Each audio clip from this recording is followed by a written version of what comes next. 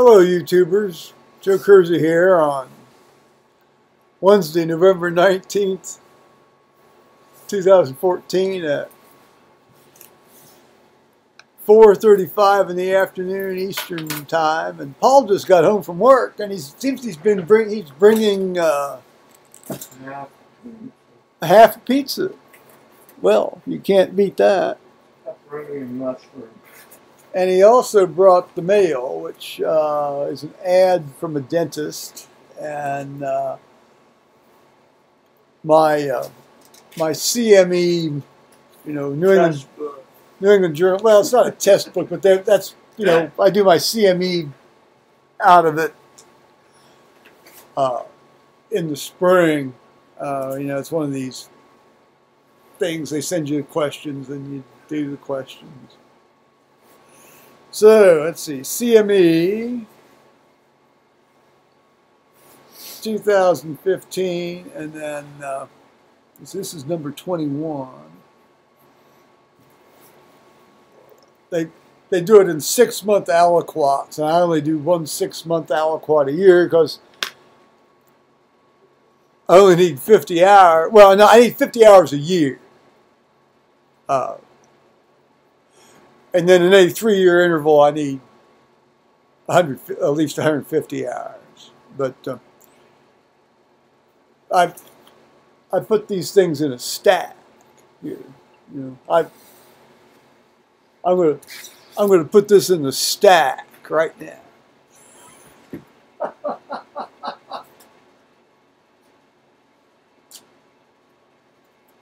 I may as well throw out this ad while I'm at it.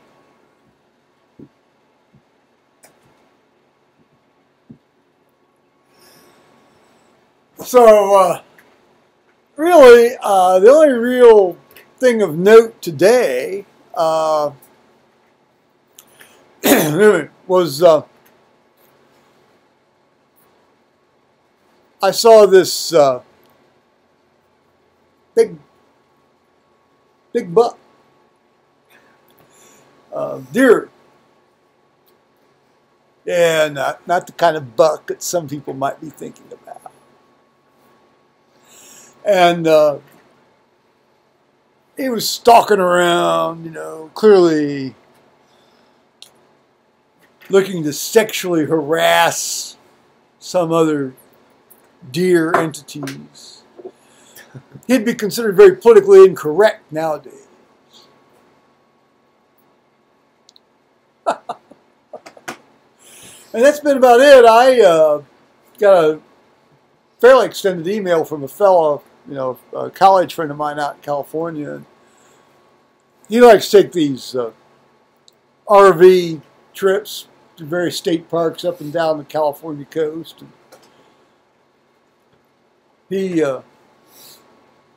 sent me a picture of his Eggs Benedict, his favorite Eggs Benedict breakfast at his favorite Eggs Benedict hotel venue up. Well, it's up in the Monterey Bay area, and I think. And Paul, why don't you come over here and tell us about the adventures of the day? What, sweet? There isn't. Well, I mean, it's most days. A day without a lot of overt adventures is often a good day. But yeah, just swing around. We'll chatter a bit.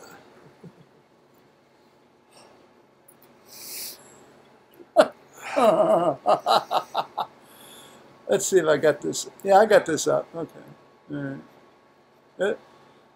Yep.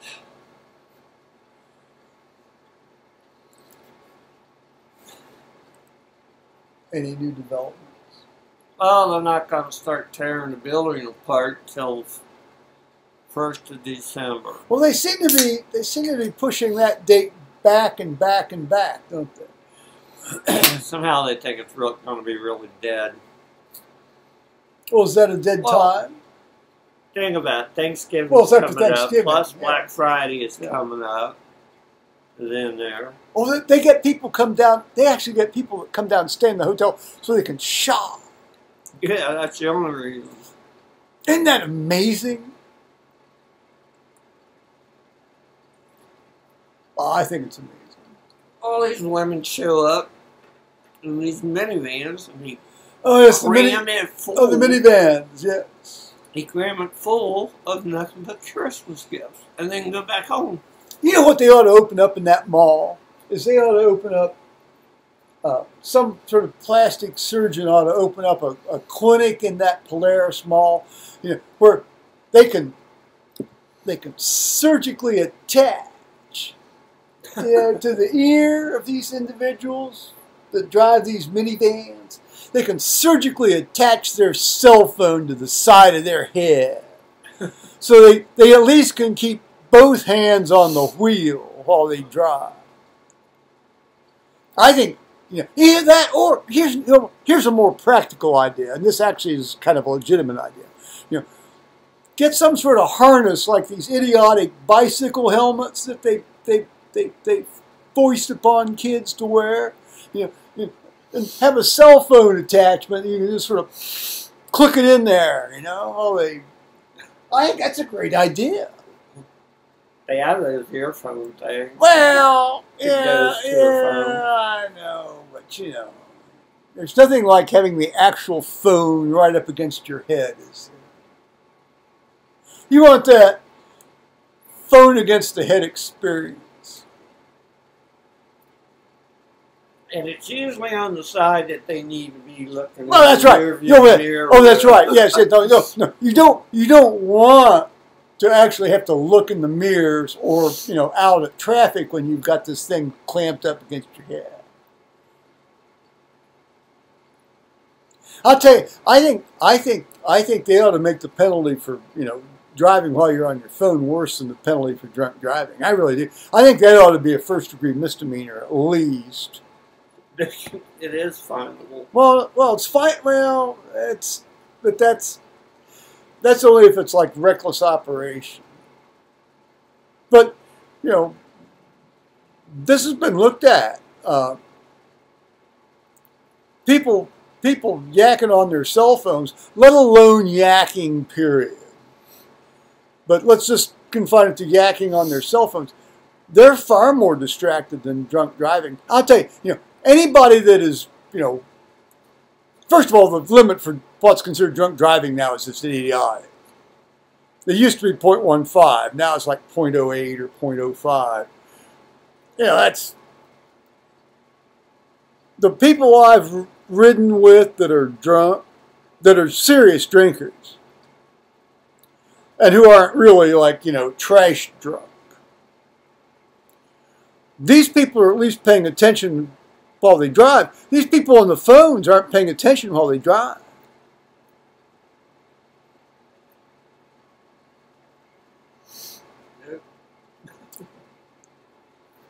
I didn't want this coming out of the dashboard because their smartphone is programmed into the... Oh, and that, where they have like those little things that you know. Well, the dealer will program your phone into the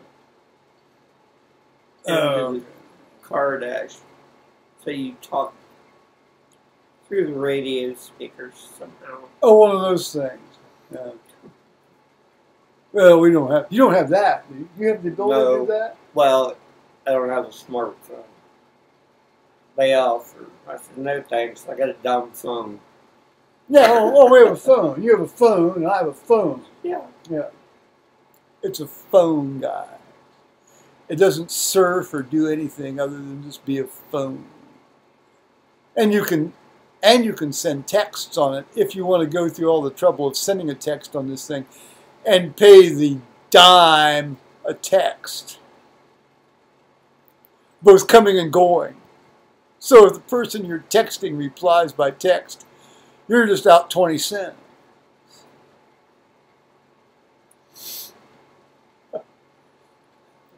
I'm a cheap so-and-so. That was a quarter. Oh, I've always, well, it was for a while, and then they lowered it to 10 cents. Oh. Yeah, that was like the first couple of years we had that, it was a quarter.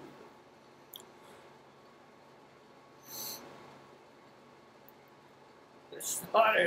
Well, no, you were absolutely right. And I had said to other people it was a quarter when I wasn't thinking. In an attempt to discourage texting. Yeah, because he kept saying, you know, don't text me, email me. Well, or phone me, or preferably email. Oh, I ordered some business cards for my YouTube channel yesterday. I'll be to see how they come. I ordered 1,000 of them. That'll certainly see me out. Considering you don't go anywhere. Well, you don't know. This thing might pick up. People might want me to send them out to them. They offered to make you ball hats with your actually, now, I hate to use the dreaded word merch.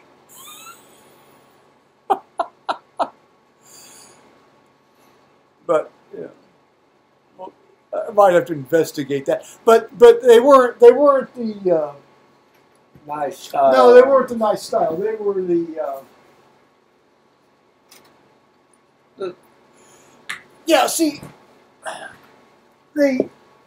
this hat has a fairly wide brim, but there are a number of hats that are more common, and the cheap ones in particular. This is not a cheap hat, by the way.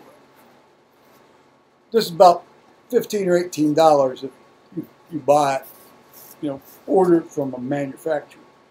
But the cheap ones, the ones you get for like $5 or $6, they have a much narrower, far more arched brim,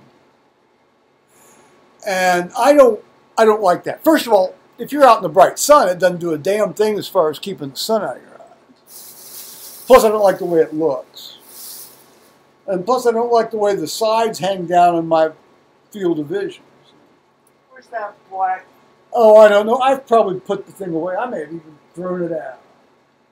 Yeah, black seed.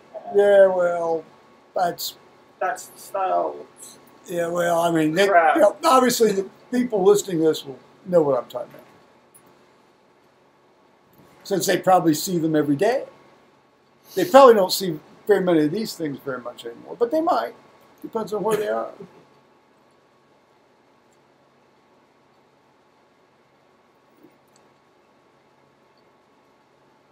Well, let's see. Okay.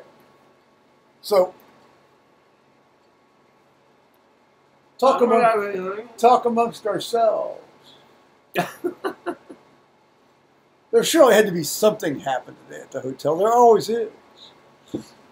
Well, they're going to raffle off the furniture that they're throwing out, like the couch and chairs and stuff. Oh.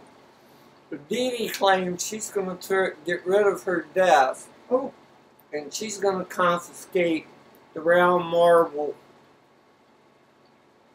coffee table in the living room. Because she claims she didn't need a desk. How high is it? And she thinks that would be neat. How tall is that thing? It's about this tall. It's one of those things. It's one of those knee bangers. Yeah. So it's not like, and I suppose it's round. Is it round, you said? Yeah. I don't like round tables. Because she thinks she's take 4 of the living room chairs and put them in there around it somehow. Or have everybody, when she has a manager's meeting with all of them, so have them sit on pillows or something on the floor. Some kind of cushion. It might be like a double amputee's dinner table. Sit on the floor around this low. Yeah, they're kind of like a Chinese, Japanese. I don't know why I just said that. It just popped into my head. I'm sure it's very offensive to double amputees out there, and I didn't really mean to be offensive. I'm sorry. That's just how my head works. I've said this before, and I know there's a fellow in Australia that will appreciate this. The big show's inside my head. Waiting to come out. Yes, I try to keep it somewhat Locked in. locked in. Occasionally it will come. Parts so it sneak out. Well, I actually bestirred myself and got off my dead ass, as Merle would have said, and went out and stomped around on the back deck, you know, a bit today. And seeing as how the temperature's up to. Well, it's at 36 in the truck. Oh well, it's 32 out back, or was about 5 minutes before you got here, and I can't even believe it's supposed to be that warm. well, I turned off the big red heater, and I've just got these two other ones going. So. Now, in terms of the battery charging on the generator front goes, you know, I did the second reconditioning cycle, and it ended. And I've gotten the thing to charge a bit. It's starting to charge a bit, but intermittently it says, "Oh, it's shorted out," and then it charges some more. So I think I might, you know, be able to goose this a bit, but I'm still going to go buy a new battery at some point here this week. Yeah. Yeah. Well, yeah. I think it would start. I mean, I think it would start if we had to use it, but you know, this is really, you know, if it gets really cold, this is kind of like a life and death thing, guys. Yeah. No electricity, our balls freeze. I've got to get this. Well, as you're all too aware, maybe you've seen in the background this, you know, pile of stuff Out of here. away from the out of here, and get access to the fireplace again, and get a wood stove with a chimney liner, so that we can, you know, even if we don't use it, we've got the option that if the power goes out, you know, we can keep the house warm. Get that seed. Yeah, the wood pellets. Right. Compressed wood pellets. Oh, what's his name at the church? The coach. Well, Jason, yeah. He heated his house. Well, no, that's I've seen that. Well, and once McKay heated his garage. He set his shop with that, and the kids in Tennessee, they use the little they will compress sawdust bricks. Right. Yeah. And they built their thing out of a hot water tank. Yeah, no, well, our nephew is very resourceful.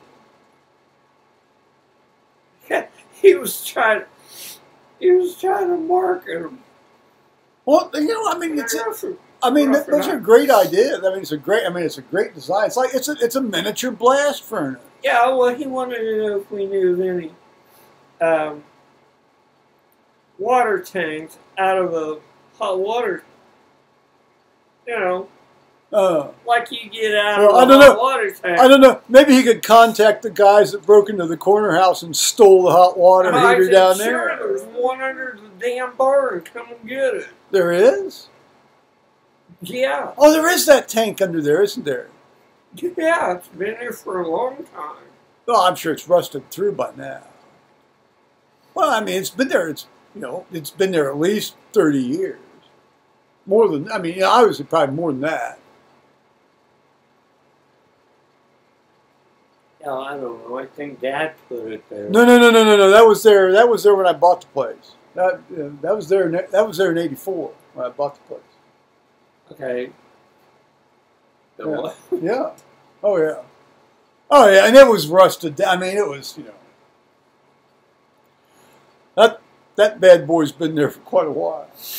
Mm. But you know, if he wants it, he's more than welcome to drive up and collect it. So you need to use a freshly stolen hot water tank. Yeah, contact these guys that broke into the corner house. Yeah, call the sheriff and see if they have any leads on that. Yeah, I like to know what they made off of all the plumbing. There wasn't that much copper plumbing in the place. They couldn't have made that much off that. The refrigerator was essentially a brand new refrigerator. So, I mean, that was very saleable. Yeah. The stove worked, but it worked in a very random way. It had its own mind. Well, yeah, it would work. Especially the oven. Just the temperatures, I mean, you never knew what the temperature in the oven was going to be, despite whatever setting was on the dial. And then, of course, the burners, it was sort of the same way. I mean, it was an electric stove. It wasn't a gas. Obviously, in a gas stove, that wouldn't be an issue. And I'm not going to have gas in my house because I'm afraid it's going to blow up. Well, my dad didn't want gas up there. Well, no, of course not. Well, because your dad was a very sensible man. What'd you have down there in Obed? Gas. Oh well, see, and that's why he didn't want to live. Just for the furnace. Well, stoves were electric. Well, I've lived in houses with gas, and of course that gas water heater on Como nearly killed me with the carbon monoxide. Our water heater was electric. The only thing gas in the house was the furnace. Well, Thomas has a gas water heater and a gas furnace. I wouldn't have a gas furnace. No, I wouldn't. I don't want gas in the house. I love to cook on gas, but not to the point of. And I love that little gas stove there on Lakeview that I bought and we had. Yeah. It was a neat little stove. It was a tiny little stove. It was a gas stove. Yeah, it was about maybe 2/3 the width of the normal gas stove you see in a house.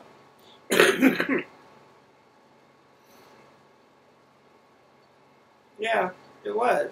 I mean, it was early. Where am I? Early in the. I'm sorry. Go on. It's only about this wide. I was going to reminisce about how, early in my, how should we say, coming out period. In the morning, I'd cook these guys breakfast, and I would always cook them steak and eggs, and I would do the steaks in the broiler in this little gas stove. They always seemed somewhat flummoxed by the fact I was cooking them breakfast rather than just sort of running them out. That didn't happen too often because then I met him.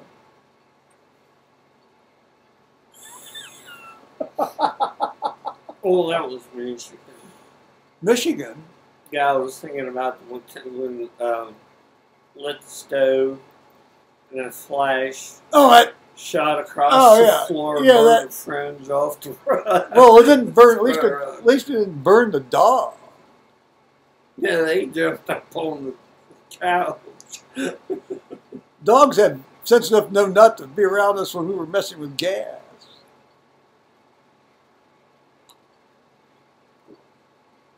That was a nice. I'm really sorry that those guys gave up that place because that was a nice place. This was on what was called the lower, part of the St. Mary's River between Sault Ste. Marie and down into Lake Huron proper, and there was a cut there, and you had Barbeau was at the very tip of the Upper Peninsula, and then. Well, not the very tip. The very tip is Detour, but this was more up toward slightly to the northwest. And then you had Nebish Island across this channel, and these guys had was it a 4-unit? It was a 4-unit sort of motel, and it was very nice. I mean, you had 2 bedrooms and a big front room, common area, front room kitchen. And they didn't charge that much. It was only like $105 for a week. Yeah. It was great. Well, it was like a $50 deposit. And then, but that counted toward the whole thing. Right. Yeah. So it was Now, admittedly, that was about that was about 20 years ago. Well, a little bit. Well, when was the last time we went up there? Well, no, it had to be in 2000 because that's when my mother brained herself and fell down those steps. No, she fell down those steps up there in 98. No, 92. Well, we went up there after that. Yeah, Dad and Helen That's right. came up. Yeah. They had their own place. Yeah. On the opposite end of the building. But, no, I don't think after 98 we went up there because we never went up there with Pro or Heidi. No. Or Oaklanders, Heidi or no. So 98 would have been the last. It was Cap and Pro. Oaklander was there. He was a pup. Oh, that's right. Oaklander was there in 98, and I think that was the last year we won. Yeah, he was a new pup. Well, no, we went another year because I remember one of the guys said, "Oh, look how big he's gotten." Yeah. Yeah. So we went up there. It's been still though. That's like 15 years. That's where he learned to growl snarl at people. Oh. Now either the Paul and Rich's dogs barking at people, walking up and down the road, and he'd get out there and he'd growl and snarl, and he'd bark along with them. Yeah, he was kind of learning from the older guys. Well, we all learn from older guys sometimes, don't we? Hey, dark chocolate lab. You put him on the front step. The building is painted dark brown. Yeah, you couldn't see it. It was hard to see him. That was fun. And, and of course the freighters go down from the locks down into Lake Huron. And at night it was particularly spectacular because you'd hear the engines going dum dum dum dum dum dum dum dum dum dum dum dum dum dum dum dum dum. And they'd go down through this cut, and this rock cut. And lit up like you wouldn't believe. Oh, it was great. I took my cameras up with the tripod and all that stuff, and it was wonderful. A lot, tremendous fun. But they apparently sold the place. Well, they broke up, and the one guy, the owner, actually sold the place, I guess. Yeah, Paul did. Yeah, it's too bad. Rich. Yeah, Rich and Paul. But, Rich moved down the road. Yeah, well, I mean, yeah, he did. I don't know if he stayed there. I mean, I don't know. I suppose I've got his email address. I suppose I could try his old email address. Yeah, because we were talking about Tom Kelly coming. Somebody going there and he said it sold the place, and I live in a single wide down the road. I seriously considered buying that place. The only reason I didn't was it was waterfront property, and you don't want to horse around with all the regulations from the Michigan DNR and environmental nonsense up there. Well, it's not nonsense, but they make it very hard for you to do anything.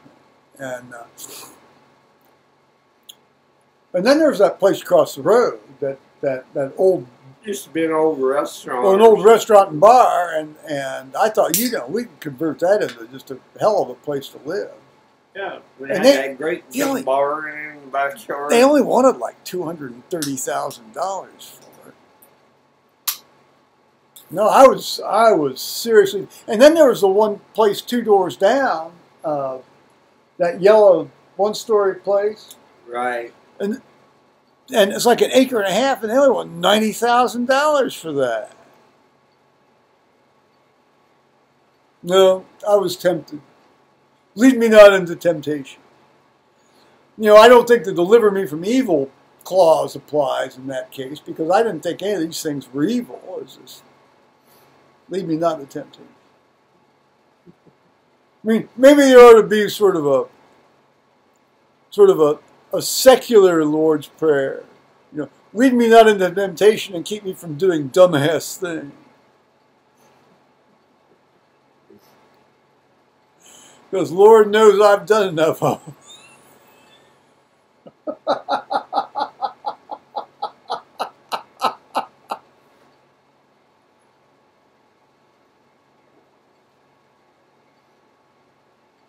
I fucking am too.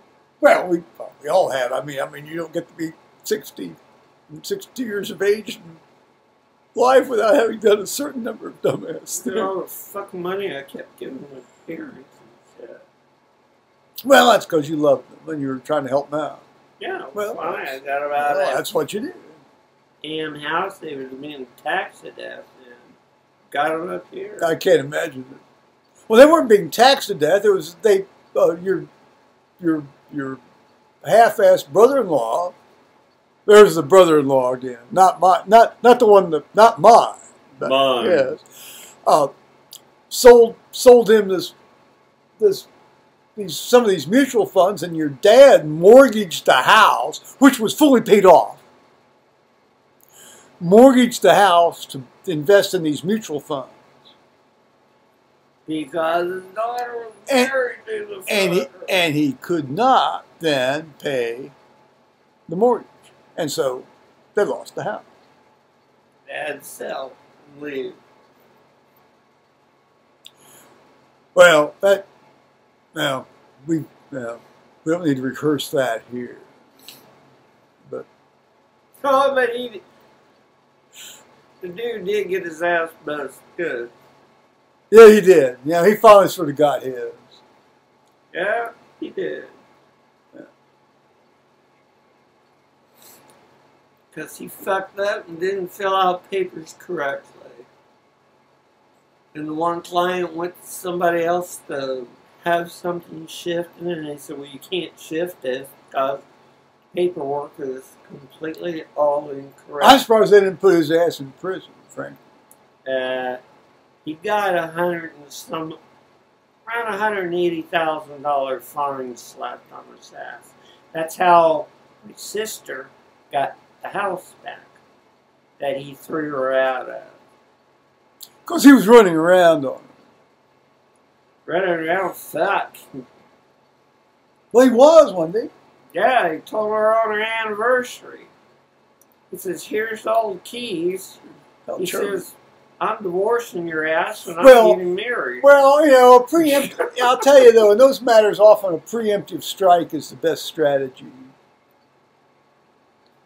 But it helps if you behave somewhat ethically first.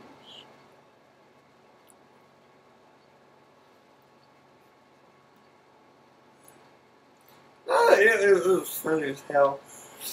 Well, not at the time for the people involved. Well, certainly your sister, certainly. Yeah. Okay. Or the kids. The way this happened, this split, it's their anniversary. And she'd been wanting to see this particular movie. He rented the tape and brought it home. And he kept calling her babe and honey all night. He says, oh, by the way, he says, I got that movie you wanted to watch. I don't like babe. Well, you can call me honey. Anyway, she says, oh, great, thanks. And he said, oh, I left it in the car. He went out, brought it in. He said, here, you get it going. He says, I'm going to go take a quick shower. I'll be right back out. Well, he went in, he come out, he's carrying a suitcase. And he dropped this big wad of keys on her lap. He says, I'm out of here. He said, we're getting a divorce.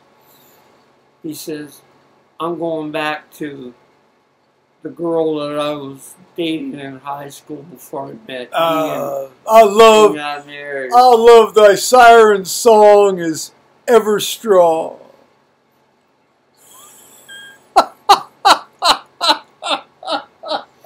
So he walked out.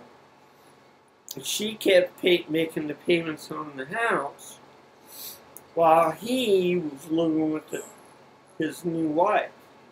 Well, then he told her if she didn't come up with so much money within a month or two, he'd take the house back from her. And he did. And it was on a rainy, stormy night. He went over there. It was a dark and stormy night. Threw her and his own son out.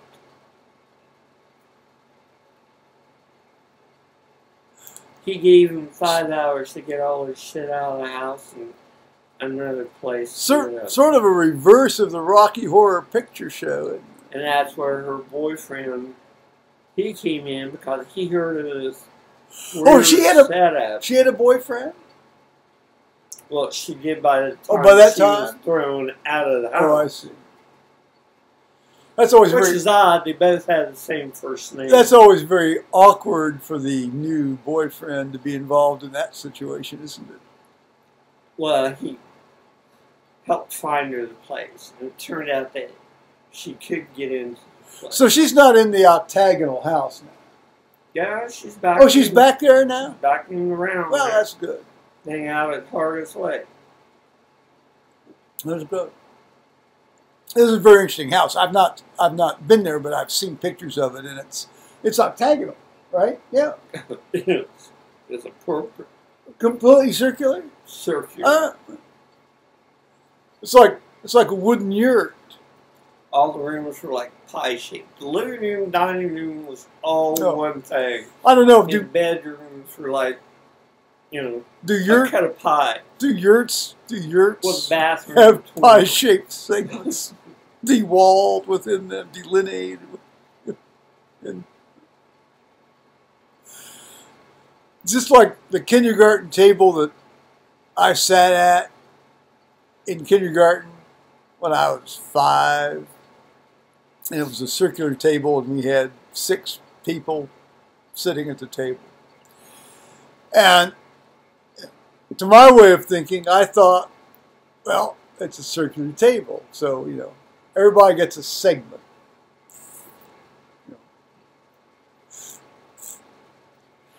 And so, in my mind, starting at a central point at the center of the table, center of the circle, that would be the center, a geometrical point at the equidistant from all sides of the circle, according to the definition. You draw out at a 60-degree angle these lines out to the diameter of the circle, i.e. where you're sitting. And so, to my way of thinking, the person on either side of me should not encroach upon that area. Well, while that might have been fine for this 5-year-old, it clearly wasn't fine for the other 5-year-olds around. And my, at times, how shall we say, very vigorous response to such encroachment resulted in me having an extended conversation with my kindergarten teacher.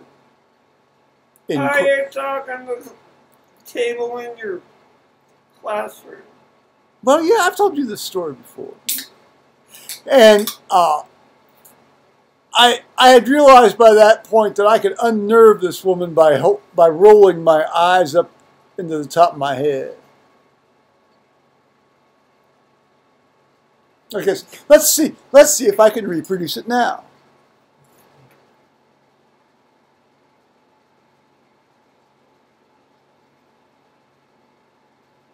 I'll have to replay that to see how that worked. In any case, we have Irish stuff did not go outside. Well, I'll have to, I've had enough people tell me about my rolling of my eyes to know that something. Well, you used to really get the Irishes and everything. Oh, I know. I'm waning. My abilities are waning in that regard. But so we're into the teacher's workroom. It was one of these sort of quasi-modern buildings built in 1957, and you had four classrooms around a central unit, and that's where they served lunch, and that's where the teachers, could go in and I don't know, like smoke or play with each other. I don't know. Yeah. And And she was very unnerved by me. Well, a lot of people were sort of unnerved by me at that stage of my life. Well, anyway, this poor woman, God bless her. First of all, she suffered from sort of like a triple whammy. One, she was a divorced woman. This is in 1958. No, yeah, 57, 58. And that just, was very rare in Lebanon, Ohio, southwest Ohio at that time. Two, she was a divorced woman with a child. And three, I'm sorry if the position of these hand gestures is somehow, unknowingly being offensive to people.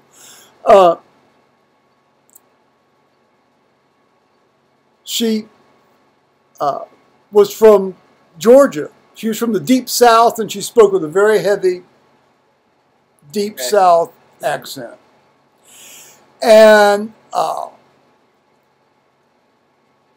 the memory of the Civil War still being fresh among the grandparents whose parents had fought in the Civil War.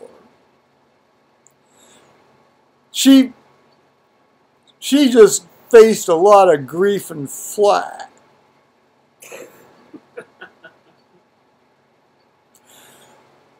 I doubt that would happen today, although I don't know, maybe it'd be interesting, if you had some sort of really anal compulsive type like myself, confront a kindergarten teacher. I wonder how my grandson handles that sort of stuff.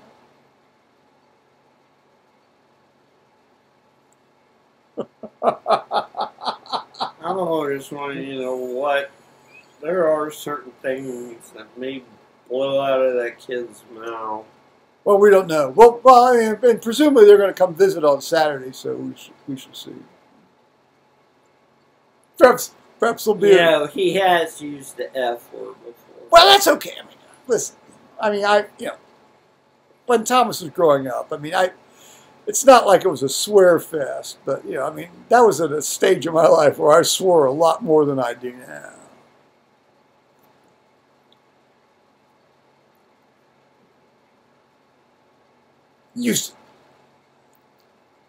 I used to do it around my mother deliberately because it would make her flinch. You said the F word, she flinch.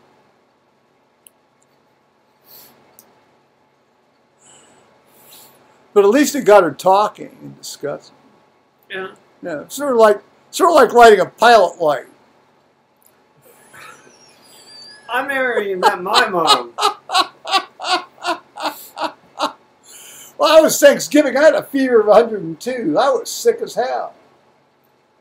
No, we were going to. No, that's what I met your mother at Thanksgiving. Yes, I did. I'm talking when Thomas met my mom. Oh, I'm sorry. He was about 5 or 6.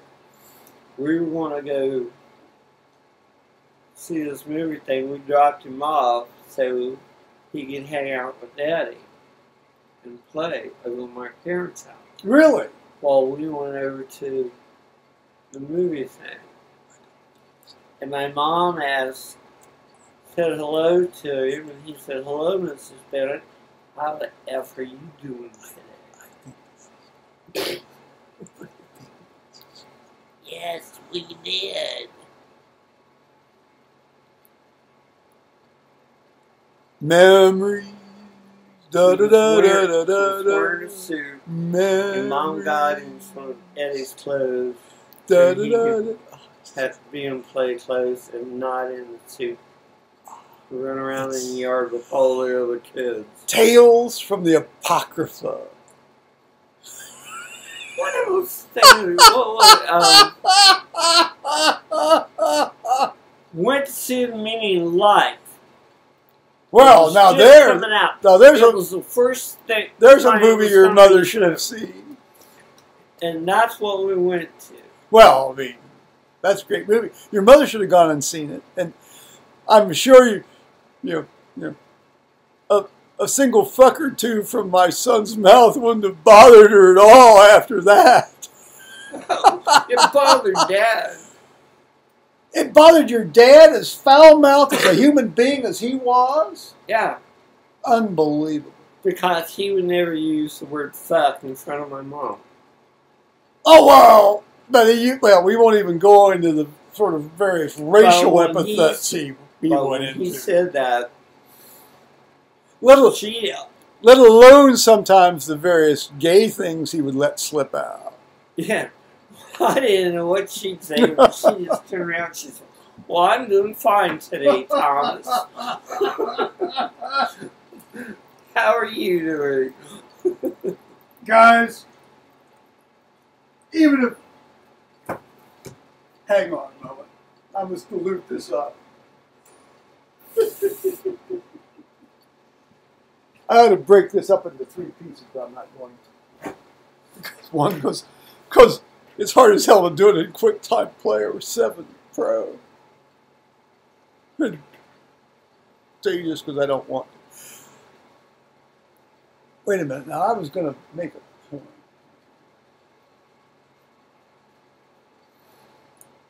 We were talking about how Dad cussed all the time and everything. Oh well, no, it was very racial. Yeah, well, we won't go into that. And, because we were talking about how Tom said. Yeah, no. I understand. I'm trying to figure out if there's some sort of way I could tactfully state this, and I don't think there is.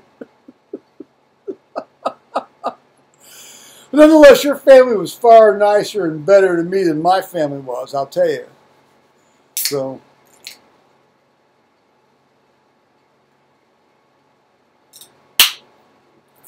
yep.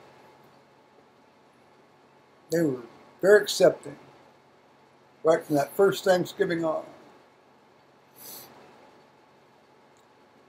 And I never took those few anti-gay things that your dad let slip personally. No, I mean that's just him. I mean that's how straight guys, considering the time he grew up and that. Yeah, it's trivial. That was at sister's house. Pam. We were at Pam's house. Well, we went to your sister's house, and didn't we then go over somewhere else? No, that may have been that may have been Christmas then. I'm thinking the subsequent. Then we went Christmas. We did it at the Obet's house. Yeah, right. Yeah. Because we got all the way back to Clintonville, and they called. Dad bent over to throw something in the wastebasket, and he hit his head on the sharp edge of the cabinet and cut it open. They wanted to know if we'd come back and take a look at it and see if he needed stitches. Did I? I did. Did we? Well, I mean, I went with you. Yeah, you did. Yeah. Well, I mean, we didn't go separately. I was riding with you. Yeah. Yeah. We got in Jeep and off we went again. Did you have the Jeep then? I thought you had. No, it was the black Jeep. Oh, I thought you had the Trans Am. No. You had gotten the Jeep by then? Oh, this isn't the same Thanksgiving.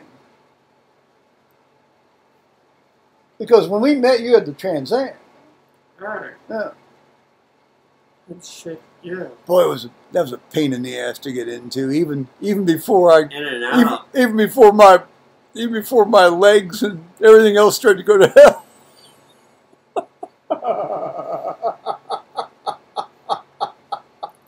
I remember the night that I was actually driving us back to the apartment on Lakeview and that thing. I got sick. And Paul's holding this is in the snow, of course, I mean, it's always in the snow. And Paul's holding the side door, even all the, not side doors redundant, the door open, leaning out and puking onto the street as we go up through the university area. And some guy stepped off the side road and said, "Hey dudes, what's happening?" And just as he stepped off the curb, my dad exploded. He goes, "Oh, fuck. What'd you do that for?" Great. He told you to get off the curb. Great moments in medicine.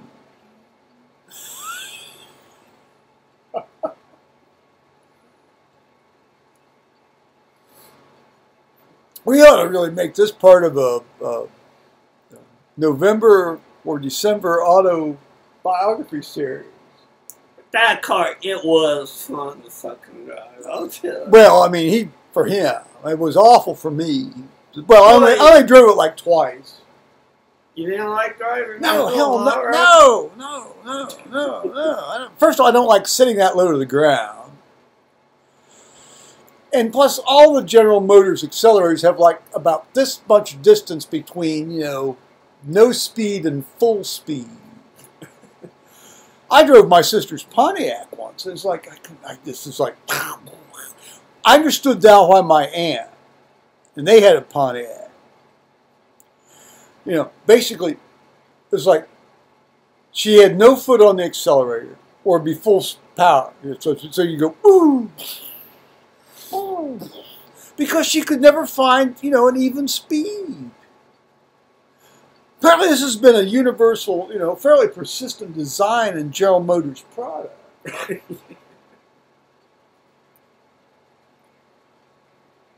Well, at least their front ends stay together. Unlike the Fords. Yeah. They don't have to, you don't have to rebuild the front end every 13, 15,000 miles. I went down for all my MRIs the other day. Down tape. Not on your new trucks. I was driving the new truck. And you had front end problems? No. I was passing F-250. Oh, and you saw it sort of wobbling about? Yes. The front wheels. I think I may have. Front wheels were done. I may have actually been behind that guy once. Was it white? Was it a white truck? It was a white Piano van, and I thought, what the fuck are you doing 60, 70 miles an hour? I said, don't you know your front wheels? Well, you weren't going that fast. But no, I've been behind that very same thing. Well, I don't know. It's hard to say because, so many of these Ford products do that. You can't tell. It could have been any number of other trucks.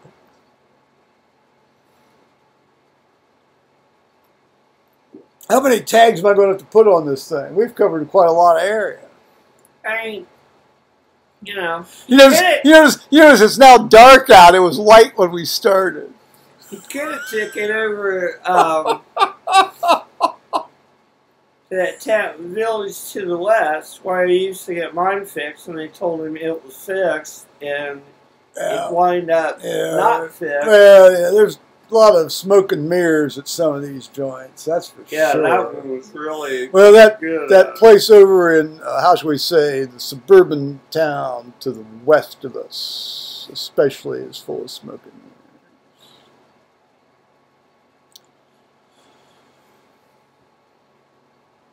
If you're Irish, it's your town.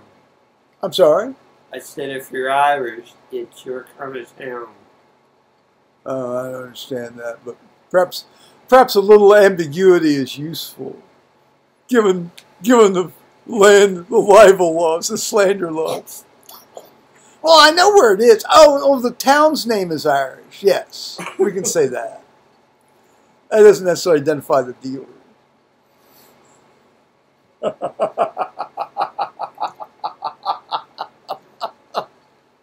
Well, as much fun as this has been, as much fun as I would love to keep doing. We gotta go. All right. So, bye-bye, YouTubers. Good night, everybody. I'll try not to inflict something this long on you too often, but, as we all know, sometimes those things don't hold up. We ain't going. That's it. All right. Bye-bye.